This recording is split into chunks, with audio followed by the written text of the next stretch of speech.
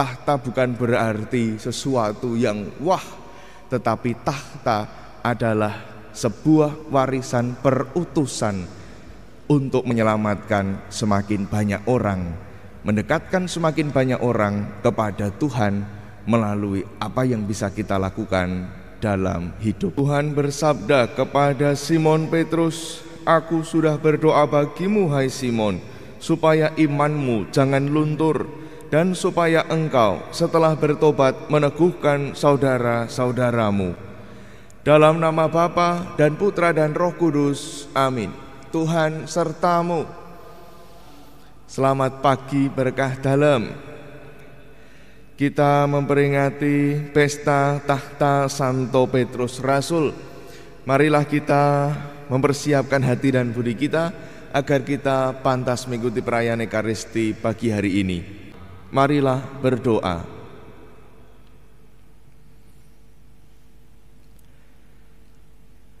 Allah Bapa yang Maha Kuasa, Engkau telah mendirikan gerejamu di atas wadas dan mendasari iman kami dengan pengakuan iman para rasul. Kami mohon selamatkanlah kami dan jangan sampai gerejamu digoncangkan oleh kekuatan apapun. Demi Yesus Kristus Putramu Tuhan kami, yang bersama dengan Dikau dalam persatuan Roh Kudus hidup dan berkuasa, Allah sepanjang segala masa. Amin. Selamat pagi berkah dalam. Kita semua adalah orang-orang yang beriman kepada Yesus Kristus. Dan iman akan Yesus Kristus itu adalah iman yang diwariskan turun-temurun kepada kita semua. Buktinya apa? Kalau iman itu adalah iman yang diwariskan, jenengan coba sekarang ikut misa di sini, nanti ikut misa di lain tempat, caranya sama. Pemahaman tentang Yesus sama. Tidak ada yang berbeda. Ajaran-ajaran tentang Yesus sama semua.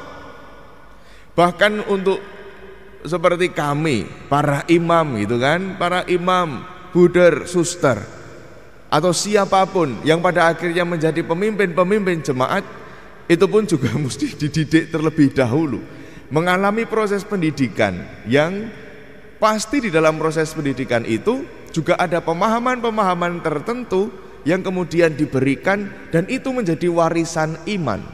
Atau sederhananya begini, kita pun juga ketika menerima baptisan tidak otomatis kita langsung menerima baptisan begitu saja. Pasti ada orang tua kita yang turut serta di dalam usaha baptisan kita sebagai janji perkawinan mereka. Atau ketika kita baptis dewasa, kita pun juga mengenal Yesus Kristus melalui orang yang lain, sehingga kita kemudian tertarik kepada Yesus. Oh, saya tertarik untuk masuk Katolik, untuk dibaptis, untuk mengikuti Yesus karena ini, itu, dan sebagainya. Inilah bukti bahwa iman kita diwariskan. Tetapi bukan berarti kita tidak bisa mengenal Yesus secara personal atau secara pribadi. Mulai dari segala sesuatu yang diwariskan itu, kita menjadi mengenal semakin dalam. Kita memiliki kesempatan yang sebebas-bebasnya untuk bisa tinggal bersama dengan Kristus. Kita memiliki kesempatan yang luas untuk kemudian kita bisa mengikuti Kristus melalui cara kita. Yesus pun juga memanggil kita secara pribadi. Kita semua memiliki kesempatan yang bebas, yang luas untuk bisa mengenal Yesus secara mendalam. Maka pasti di dalam hidup kita juga punya pengalaman personal akan Yesus Kristus. Pengalaman personal itulah yang membawa Petrus bisa sampai pada jawaban, Engkaulah Mesias, Anak Allah yang hidup.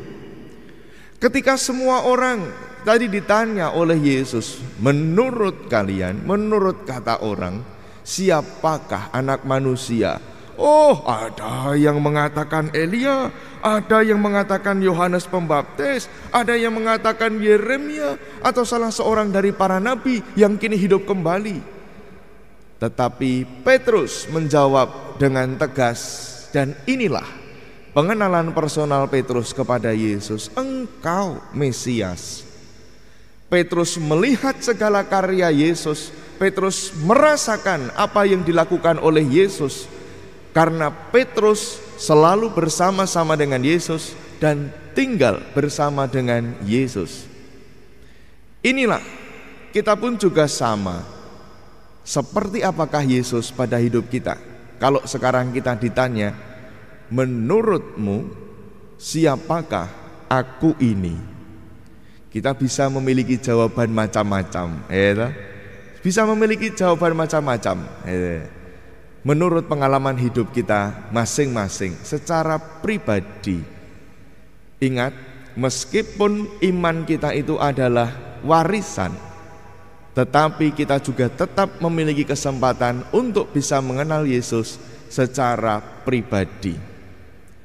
Tetapi pengenalan pribadi ini juga membawa konsekuensi perutusan dalam hidup kita, seperti halnya yang dialami oleh Petrus. Di atas batu karang ini aku akan mendirikan jemaatku. Konsekuensi bagi Petrus ketika dia mengenal Yesus secara mendalam, dia pun juga diutus untuk mewarisi apa? Mewarisi tugas perutusan Yesus, membangun jemaat supaya semakin mengenal Allah lebih dekat. Kita juga demikian. Pengenalan pribadi kita akan Yesus juga pasti akan membawa kita kepada tugas perutusan kita, apapun dan siapapun kita. Dan ketika kita sudah mengenal Yesus semakin mendalam, pasti di sanalah konsekuensi itu bukan kita pandang sebagai sebuah beban, melainkan sebagai sebuah tanggung jawab yang menggembirakan. Bahkan mesti kita lakukan pula dengan kerelaan. Kita tahu ketika Petrus menerima konsekuensi tadi, Petrus pada akhirnya berusaha membangun jemaat sampai kemana-mana. Bahkan sampai akhir hidupnya Petrus menjadi martir. Kita pun juga bisa melakukan hal yang sama di dalam kehidupan kita, dengan menjalani segala sesuatu yang bisa kita jalani di dalam hidup sebagai tugas perutusan, bukan dengan bersungut-sungut. Meskipun seringkali kita juga mengalami kelemahan-kelemahan diri, seringkali kita juga mengalami kesulitan-kesulitan tertentu, seringkali kita juga ngelokro, seringkali kita juga mengalami malas mutung karena situasi-situasi tertentu. Tetapi kita juga mesti bisa bangkit ketika kita juga ingat bahwa saya mengenal Yesus secara personal. Saya disapa Yesus secara personal. Yesus datang pada hidup saya secara personal, dan saya dekat dengan Yesus. Orang kalau sudah merasa dekat, itu mau ngapa-ngapain saja enak, gitu kan?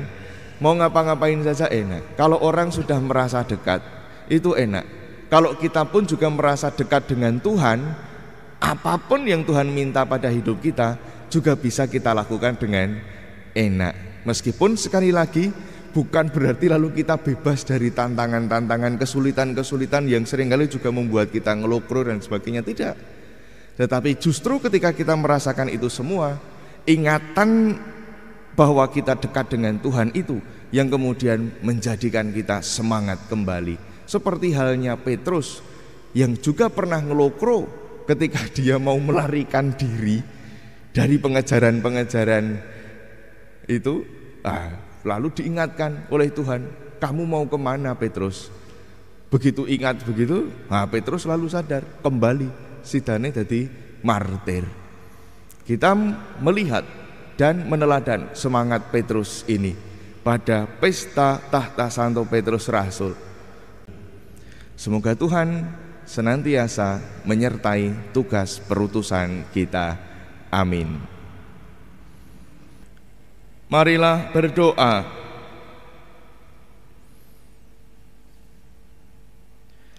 Allah Bapa, sumber kerukunan dan persatuan, pada pesta Rasul Santo Petrus, Engkau telah mempersatukan kami dalam perjamuan tubuh dan darah Kristus.